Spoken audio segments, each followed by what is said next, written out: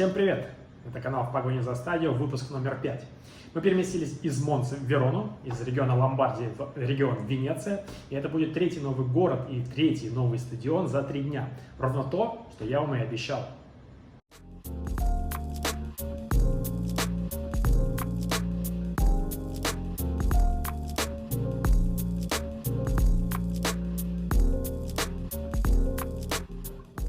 Накопилась ли усталость? Да, безусловно, накопилась. Потому что помимо того, что посмотреть футбол, нужно еще заранее подготовиться. Узнать о городе, узнать о стадионе, о болельщиках, о командах, противостоянии этих команд, противостоянии болельщиков. Все это нужно обязательно снять, смонтировать, выложить в социальные сети, для того, чтобы поделиться с вами, очевидно. Если просто поехать в 3 разных города, которые недалеко друг от друга находятся, и посмотреть 3 разных матча, то я вас уверяю, это будет довольно легкое и интересное путешествие.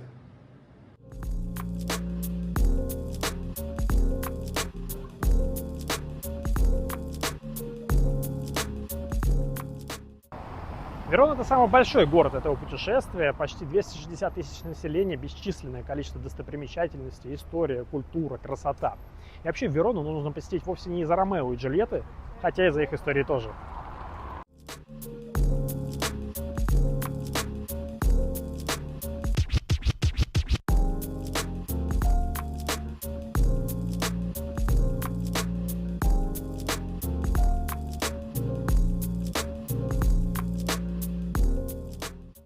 Из достопримечательностей я хочу вам рассказать только про арену Ди Верона, которая находится за моей спиной.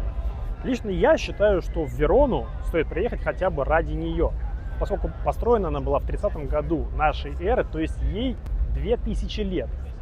И, как мне кажется, выглядит она просто прекрасно.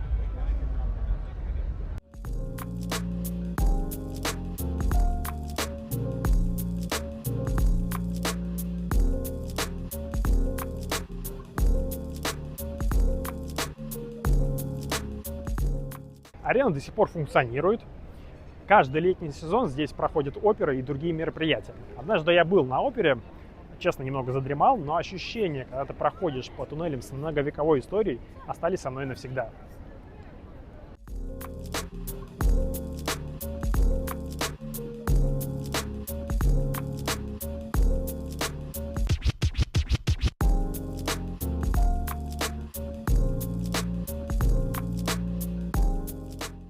Наравне с Миланом, Римом, Флоренцией, Верона тоже является городом для шопинга, и здесь вы точно найдете свой Стоун-Айленд.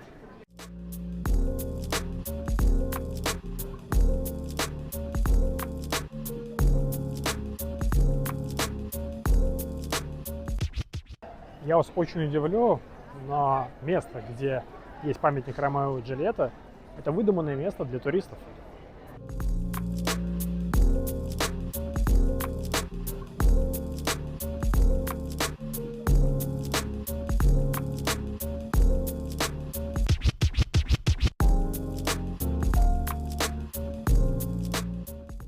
Одну из площадей Вероны украшает памятник Данте.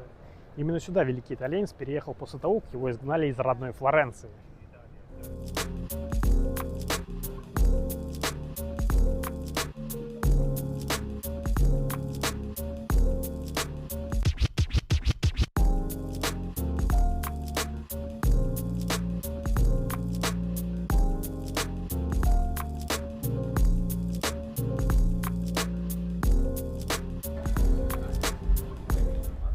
Подписывайтесь на мой телеграм-канал, и вы сможете выиграть вот эту серию стикеров Вероны.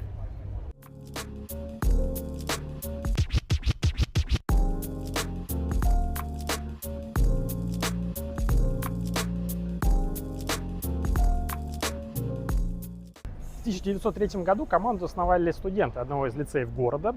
Название для клуба придумал учитель греческого языка. Отсюда прозвище «Греки» и «Элос», то есть «Эллада» в названии клуба.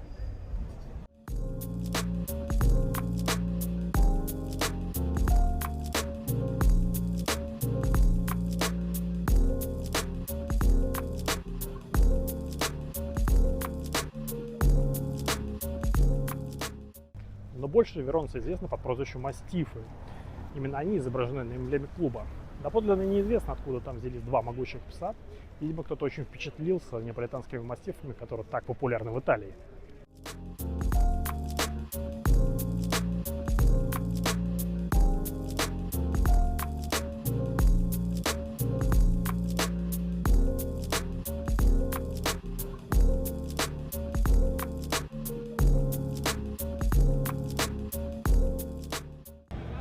Ну и вот мы видим, что за полчаса до матча, как обычно в Италии, очередь в кассе.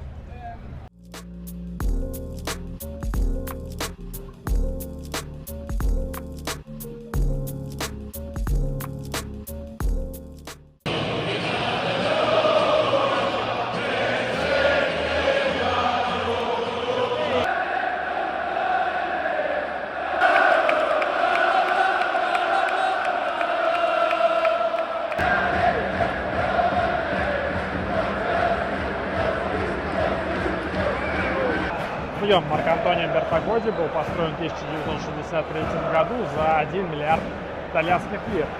В переводе на нынешние деньги это примерно 11,5 миллионов евро.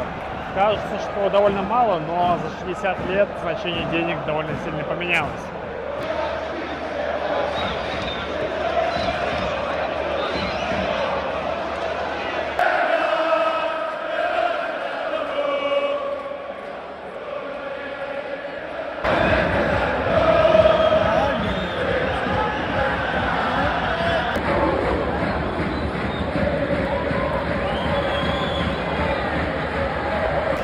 Прикол посещения итальянских стадионов в том, что можно показать один раз билет при входе на территорию стадиона, а после этого посмотреть матч на трибуне, но примерно с 3, 4, 5 разных точек.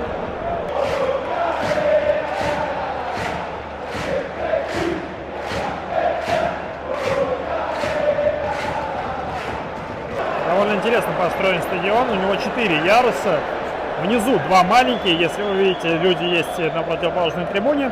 И потом идут сверху 2 высоких яруса, но вот на 4-м, в отличие от 3-го, совсем никого нет, полная пустота.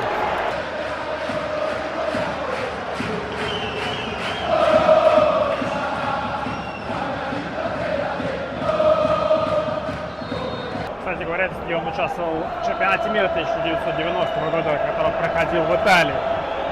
Здесь трижды сыграли бельгийцы, 2 раза сыграли испанцы, но дальше всех в 1/4 финала прошли югославы.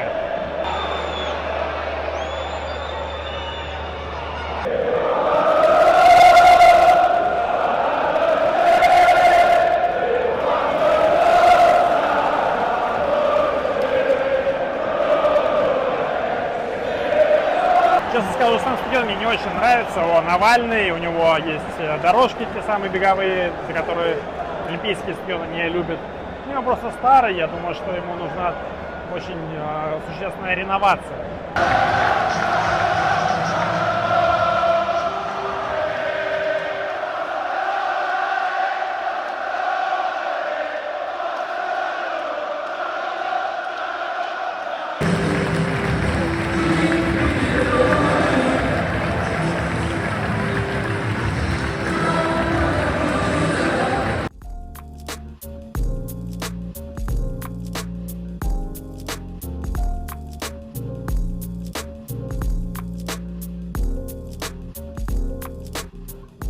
В 19 веке Марко-Антонио Бертагоди, в честь которого назван стадион Вероны, был спортивным менеджером, как бы его сейчас назвали.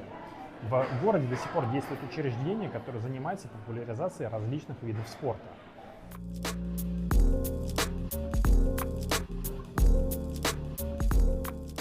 Маленький лайфхак: если вы в Италии, и, например, в Вероне, и вам очень нужно поработать 2, 3, 4 часа, какая-то внезапная встреча и прочее, идите в Starbucks, заказывайте себе кофе, там есть пароль от Wi-Fi на чеке, и спокойно сидите, вас никто не будет трогать.